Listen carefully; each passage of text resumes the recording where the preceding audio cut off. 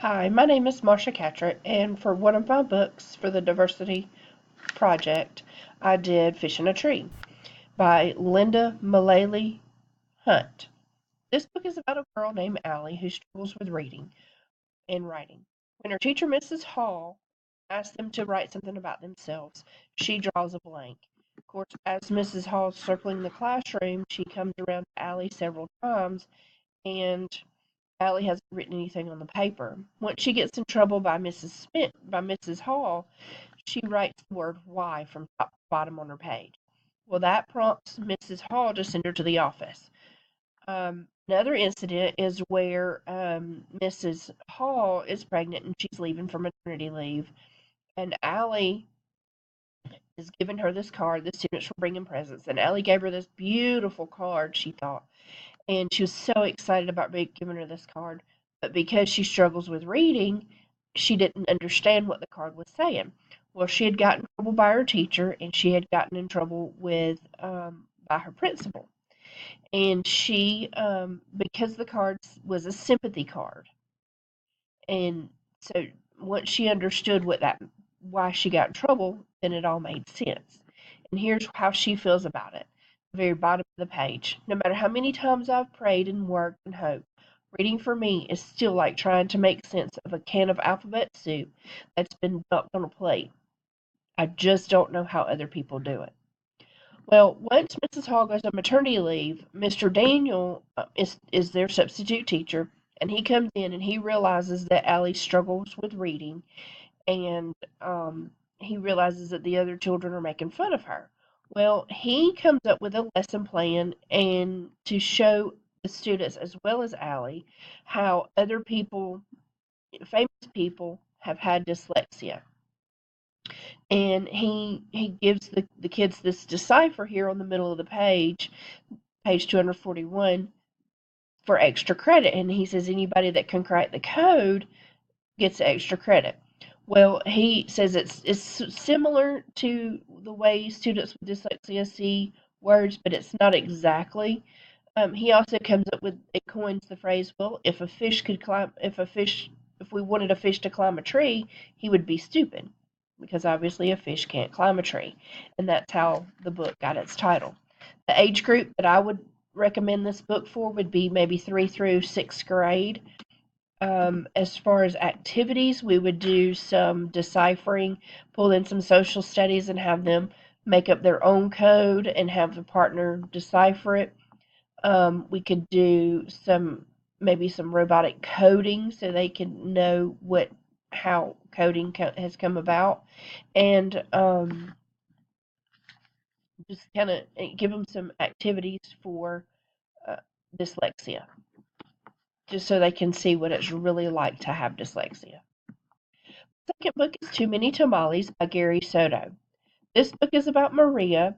Um, she she's gotten some family members that are coming over to. It seems to be it's around Christmas time, and doesn't necessarily say that it's for Christmas, but they're coming over to celebrate the holidays. And she and her mom are making tamales. Well, she loves her mom's ring, and her mom had laid the ring on the counter while she's mixing up while she's making the tamales. Well, Maria was supposed to be mixing up the mesa for the tamales. And so when her mom walked away, she put her mom's ring on her thumb and admired it.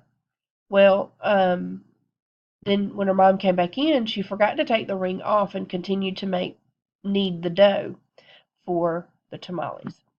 And whenever she and her cousins were upstairs, and she realized that she had forgotten the ring on her finger.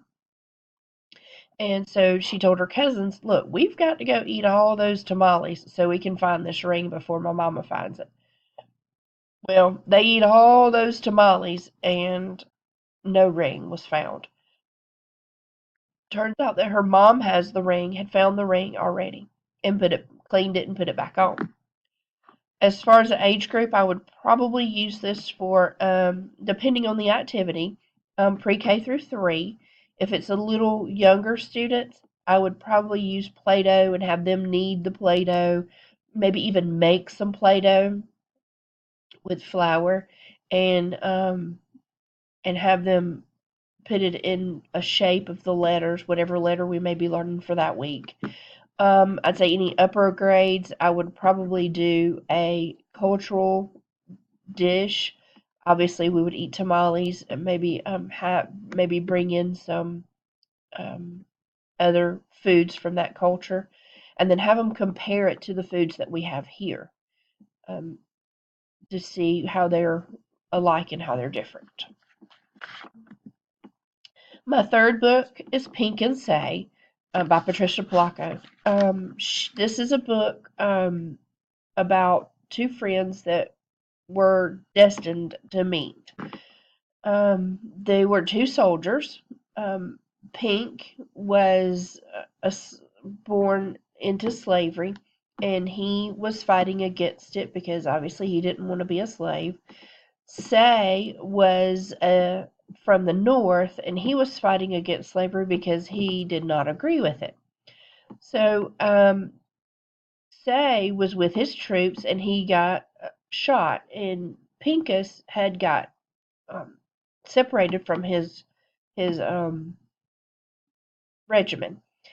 Well, Pink was walking across the field and ran into Say, and he was there on his deathbed, he says. So Pink picks up Say and carries him home to get his mom to help him get better. Well, his mother, Momo Bay, helps him get better, and all this while, Momo Bay's thinking that these boys are going to stay there, but they don't. They knew they had to go back and fight this war. So, when they go back, they actually get captured, and they're separated. And when they get captured, Pink is taken, and it has said in the book that he was hanged, but Say was able to grow up and have a family, and it was said in the book that Say was Patricia Polanco's great great great grandfather.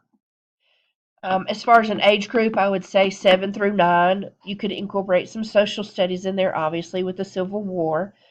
The one thing I would have my students do is to be compare and contrast the two boys, because they could write about, although these two boys are fighting two separate wars, or fighting the same war, they're fighting it for two separate reasons.